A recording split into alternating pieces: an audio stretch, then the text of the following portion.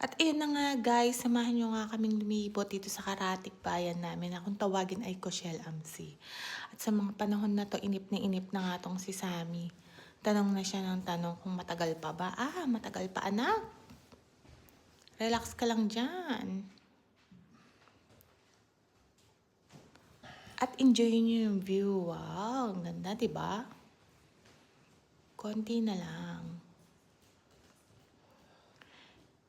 11 kilometers nga pala yung layo nito doon sa tinitirahan namin. Kaya parang hindi rin naman siya mahirap puntahan.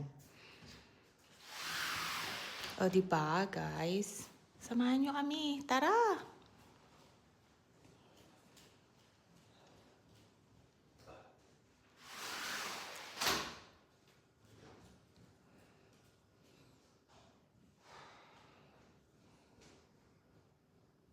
Ang ganda ng panahon.